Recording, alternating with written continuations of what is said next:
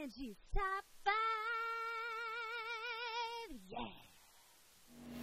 Hi guys, welcome to this week's episode of Angie's Top 5. This week, I'm going to be covering my top 5 reasons Dark Knight Rises sucked. I know I'm late to the party, okay? Just humor me, because I want to bitch.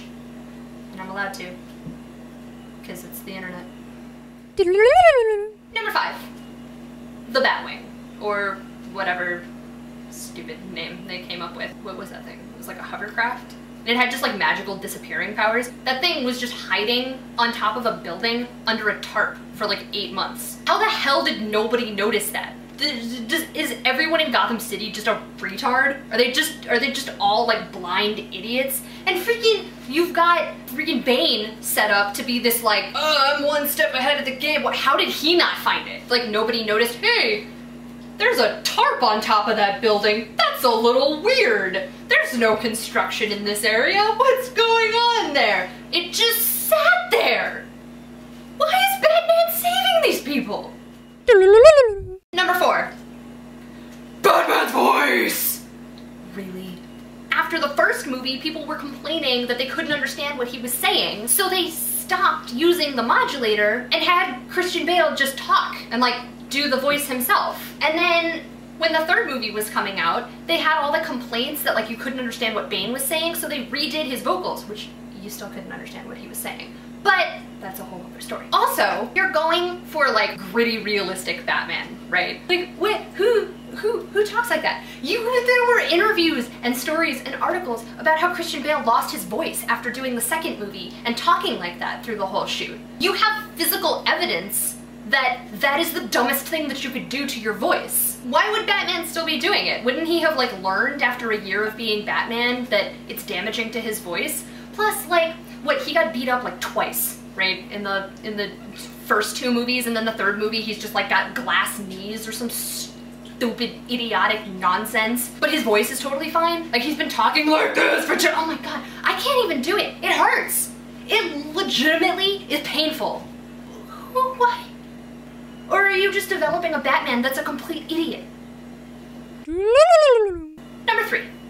There was way too much going on in that movie. What were there, like 4 villains? Which meant that Catwoman just like was a good guy. Like, she didn't even get to be a villain because there was so much going on in that movie, you didn't have time to let her be a villain. You'd think after all the complaints from Spider-Man 3 and X-Men 3 and every like third, like, is there just like the curse of the third superhero movie that like people just feel like they need to just throw everything in from every comic book ever? Like, come on, calm down. Which is aside from the fact you set up through the first 2 movies that Scarecrow was gonna be like this whole big thing, right? And then, wait, he was a cameo in the third movie? Like, why didn't you just make him the main villain? Or, you know, just make Talia the main villain? Why did she need a sidekick? Why did she need Bane? It's just stupid and lazy. Or you could have done my super awesome idea, which was, okay, fine, Heath Ledger died, rest in peace, that sucks.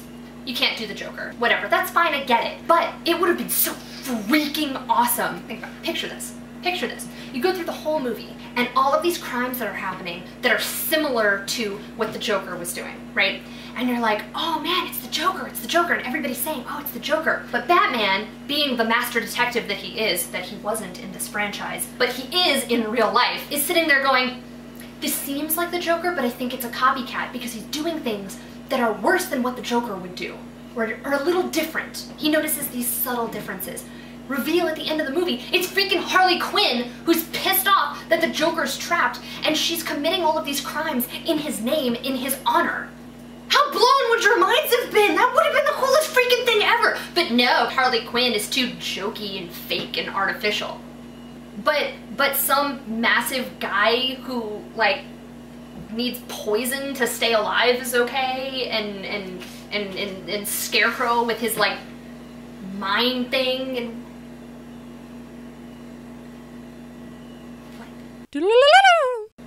Number 2.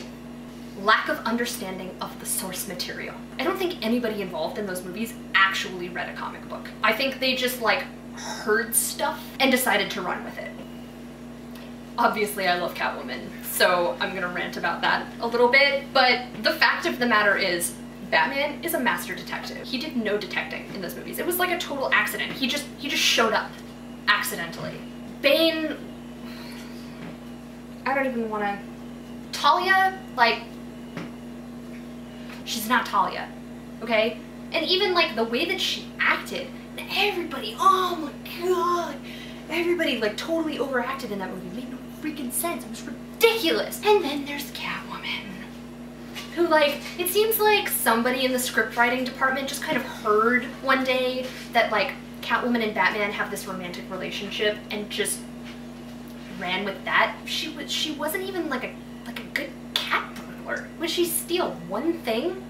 Two? And she got caught both times. Batman just like found her apartment. Like, her name is on the lease. That's how easy it was. She's not an idiot. And then there's her costume and her hair is all... Anybody that reads my blog saw my post, okay, talking about how ridiculous that outfit was and what every shot just had to be of her ass, because that's all that matters about Catwoman is her ass. Are you serious? These are multi-billion-dollar films. You can't spare $10 to go buy the Batman compendium? I'll buy it for you. I'll freaking send you a copy just to have an accurate representation of these characters that I love and everyone else loves. I will pitch in and buy you a freaking Batman comic. My number one reason why Dark Knight Rises sucked is Anne Hathaway. I know some people think that I'm a little hard on Anne Hathaway, but the fact of the matter is, had they cast someone who could properly represent my favorite character, I might not have hated the movie quite so much. Might. Here's my interpretation of Anne Hathaway as Catwoman. Oops. I didn't know it was unbreakable.